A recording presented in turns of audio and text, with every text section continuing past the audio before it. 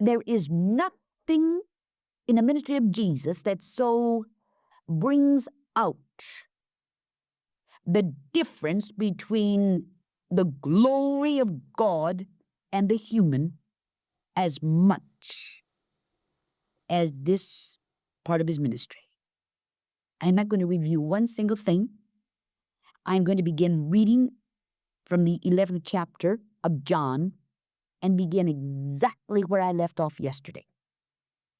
Now, a certain man was sick, named Lazarus, of Bethany, the town of Mary and her sister Martha.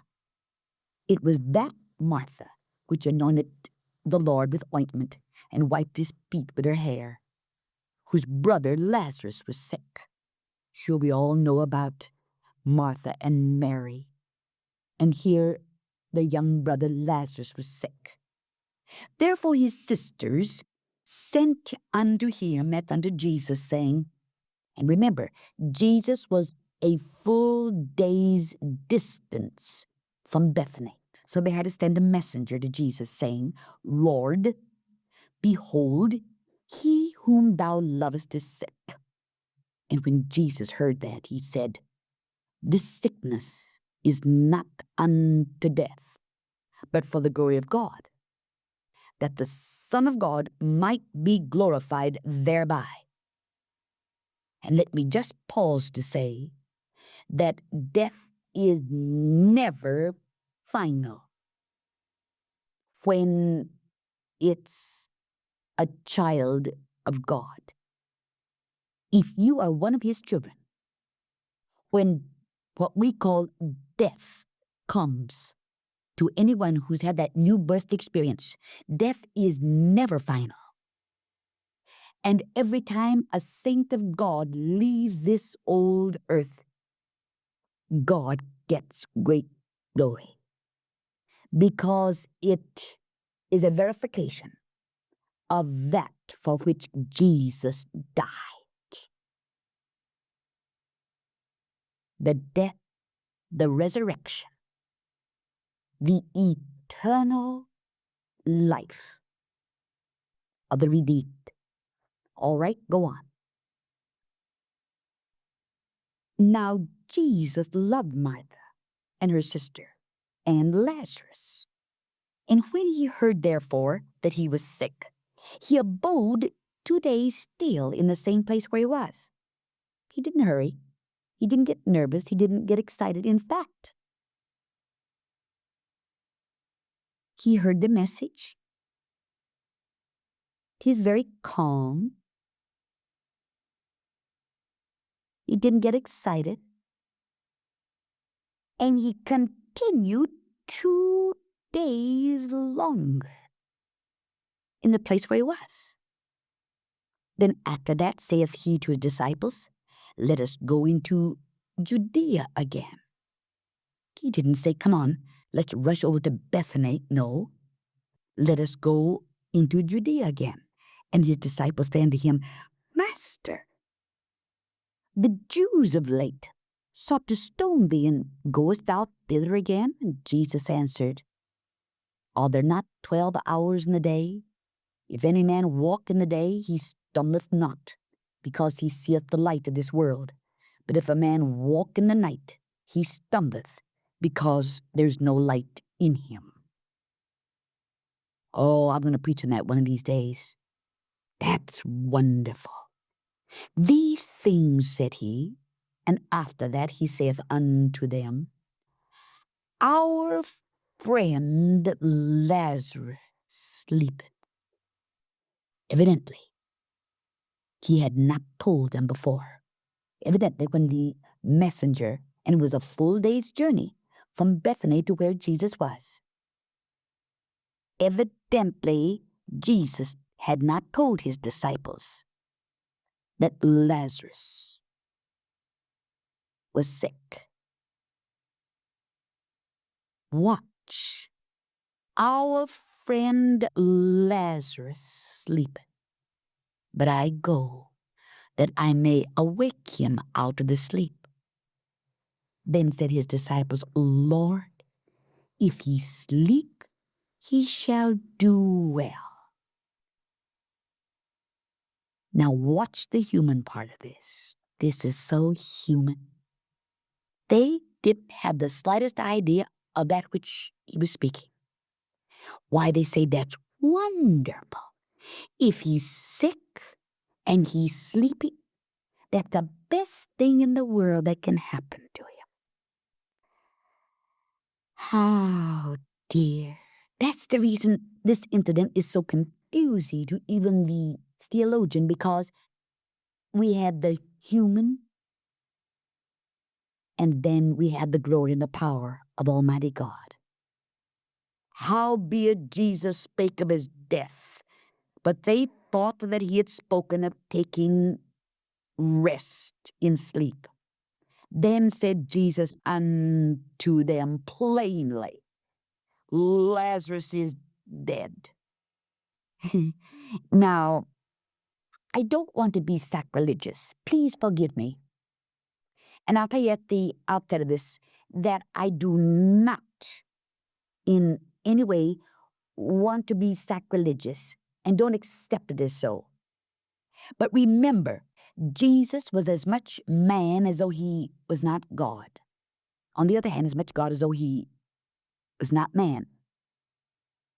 Over and over again, we had the word that there was indignation. His wrath was as perfect as his love. Watch it now. He is just beginning to get impatient. Here are his disciples. Very nicely he had said to them, hoping that they would have some understanding of what he was saying, our friend Lazarus sleep. But I go that I may awake him out of the sleep. They had no understanding whatsoever of what he was saying. Oh, they say, isn't that wonderful? He's sleeping. That'll give him good rest. Jesus plainly then said, Lazarus is dead. 3 words. He's getting a little impatient. Just those 3 words show it. And I am glad for your sake that I was not there, to the intent that ye may believe. Nevertheless, let me go unto him. Then said Thomas unto the fellow disciples, let us also go, that we may die with him. Oh, Thomas didn't mean that any more than anything. Oh, Thomas didn't mean that any more than anything. We humans, under stress and strain and dear goodness.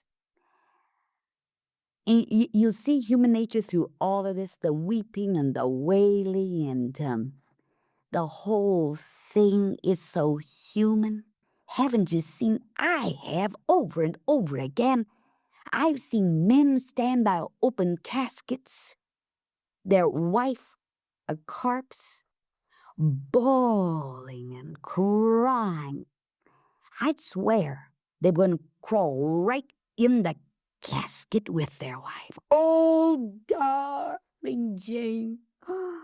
Oh, they couldn't live without it. The weeping, the wailing. Oh, let me die, let me. 5 months later, they're married to somebody else, loving another woman as they never loved Jane before, Oh, and introduce their second wife to me and say, she's the most wonderful woman, and yet they forget that I saw them right at the open casket. Weeping and carrying on. Human nature's so fickle. At that moment, I guess Thomas did feel pretty badly. Let us also go that we may die with him. Jesus knew he didn't mean it. Then when Jesus came, he found that he had lain in the grave 4 days already. That's what I told you. It took 1 day for the messenger to get to Jesus. Jesus tarried 2 days longer. It was another full day's journey back to Bethany. 4 full days. Therefore, by the time that Jesus received the message, Lazarus was already dead. And he knew it.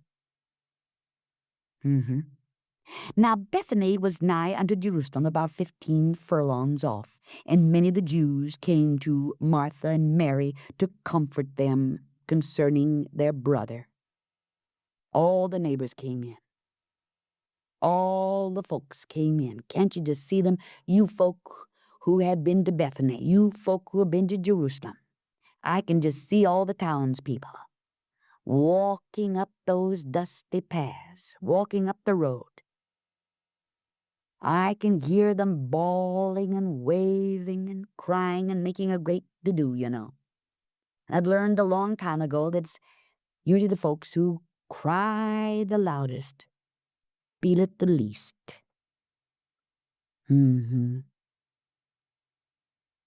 I've learned from experience that the folk who smile the bravest are the folk who are carrying the heaviest burden and feel things most.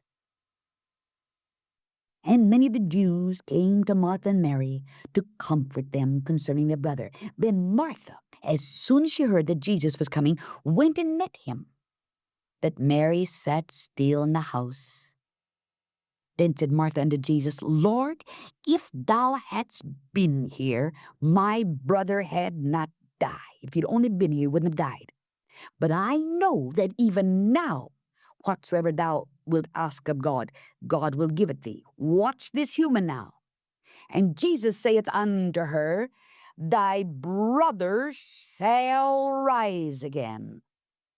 And Martha saith unto him, I know that he shall rise again in the resurrection at the last day. What's the contradiction here? Martha said to Jesus, But I know that even now, whatsoever thou wilt ask of God, God will give it to thee. I have all the faith in the world, Martha is saying in substance. But when Jesus put it right point blank to her, Thy brother shall rise again, she said to him, I know that he shall rise again in the resurrection at the last day. She had absolutely no faith whatsoever in what she was just saying to Jesus, that all things are possible to him that believeth. And Jesus knew that she didn't get it. And he said unto her, I am the resurrection and the life. He that believeth in me, though he were dead, yet shall he live. And I want you to see something very marvelous. He did not say, he shall live again. No, ma'am. There is no death at any time for a Christian. Know that. Believe it if you don't hear anything else that I have said in this heart-to-heart talk. Never forget it. There is no death for a Christian at any time. He did not say he shall live again. Jesus said, though he were dead, yet shall he live. He continues to live, and whosoever liveth and believeth in me shall never die. Believest thou this? And she saith unto him, Yea, Lord, I believe that thou art the Christ, the Son of God, which shall come into the world. After all of his teaching. Now, follow me, because I want you to see why Jesus wept. Jesus Christ never wept out of sympathy. Sympathy never has helped anyone. There is no power in sympathy. Sympathy never gives courage. Know that. There is no help in sympathy. Jesus never gives sympathy. Jesus did not cry out of sympathy. Why did Jesus weep? From the very beginning, through this entire incident, he saw they had no understanding whatsoever of that which he had been trying to give them, that which he had been trying to preach to them. Let me, if you are a parent, had you had that helpless, hopeless feeling sometime? You had that youngster, and I shouldn't say just a youngster. Maybe they are a teenager. You've given 17 years of your life. You've given 18 years of your life. You may have given your life in teaching that youngster, in training them in detail. And then suddenly you throw up your hands in holy horror and say, has this all been in vain? Has all my labor, has all my work been in vain? How often I have preached and given a series of messages on something and have my heart out, given every ounce of strength that I had in my body, given it in detail, and then suddenly someone who has heard it all, sat there, listened to every word that I have said, will come forth with a question that I have answered over and over and over again. And I have looked up and have said, dear Lord, has it all been in vain? Have I been a failure? Up until now, everything. Even to where he had to plainly say to his disciples, Lazarus is dead. Oh, Martha says, I know, whatsoever thou shalt ask of God, God will give it to you. But when it came right down to it, she really didn't believe it. He comes right every step of this thing. Mary didn't even come out to meet him. It was all so final with them. Uh-huh. Yeah. And so Martha goes and calls Mary, her sister, secretly saying, the master is come and calleth for thee. And as soon as she heard that, she arose quickly and came unto him. And now Jesus was not yet come into the town, but was in that place where Martha met him. And the Jews then, which were with her in the house, and comforted her, when they saw Mary, that she rose up hastily and went out, followed her, saying, she goeth unto the grave to weep there. They missed it all.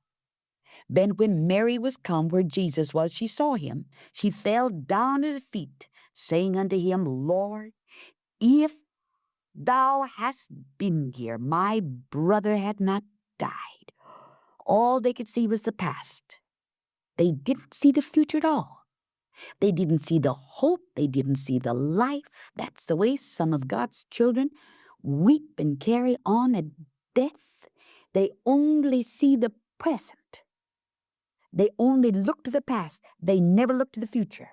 Lord, if thou hadst been here, my brother had not died. When Jesus therefore saw her weeping, and the Jews also weeping, which came with her, he groaned in the spirit. Do you want to know what I think that groaning in the spirit was? It was with impatience, indignation. Many a parent, many a dad, many a mother has groaned in the spirit. No. Oh, no. All of this weeping, all of this wailing, even Mary.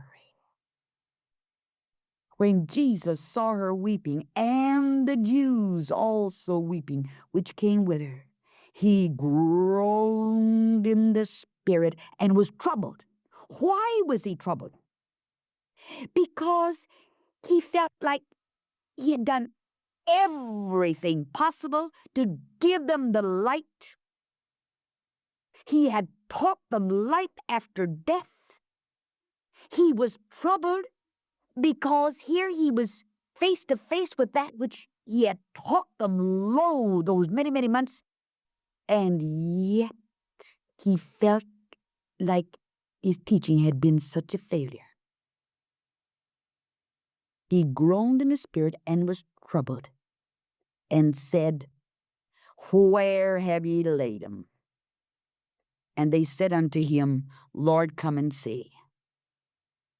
Now you had those two words, Jesus wept. And the old infidel can even quote those two words. He knows that's in the Bible. Jesus wept. But watch, he did not weep out of sympathy. I can prove it. He knew that Lazarus would be literally raised from the dead. He knew when he said to them, Where had ye laid him? That there was going to be great victory. Oh, sure. From the human standpoint, there was nothing to weep about. He knew that in moments Lazarus would be standing before them. Why should he weep? He had no cause to weep. He could hardly wait to get there because he knew that their own wailing and weeping would be turned into joy in just a few minutes. That's right. He wept, my friend. He was troubled. He groaned within at the fact that in spite of all of his teaching, in spite of everything that he had done for them and had taught them, they still didn't understand and almost acted like heathen. Yeah. Where have ye laid him? And they said unto him, Lord, come and see. Jesus wept. Then said the Jews, Here's your human. Here's the human side. Then said the Jews, the onlookers, Behold how he loved him. It's all they saw. And some of them said, Could not this man, which opened the eyes of the blind, have caused that even this man should not have died? Jesus, therefore, again groaning in himself, come to the grave. He could hear what they were saying. They'd missed it all. It was a cave, and a stone lay upon it. And Jesus said, Take ye away the stone. And Martha, the sister of him that was dead, saith unto him, Lord, by this time he stinketh. He still didn't believe, for he's been dead 4 days. Jesus saith unto her, Said I not unto thee, that if thou wouldest believe, thou shouldest see the glory of God? Haven't I told you over and over and over again? And then they took away the stone from the place where the dead was laid, and Jesus lifted up his eyes and said, Father, I thank thee that thou hast heard me. And I knew that thou hearest me always. But because the people which stand by I said it, that they may believe that thou hast sent me. And he that was dead, watch. Jesus said all of these things for the sake of the people. When he had thus spoken, he cried with a loud voice, Lazarus, come forth. And he that was dead came forth, bound hand and foot with grave clothes, and his face was bound about with a napkin. And Jesus saith unto them, Loose him, and let him go. Now you know why Jesus wept.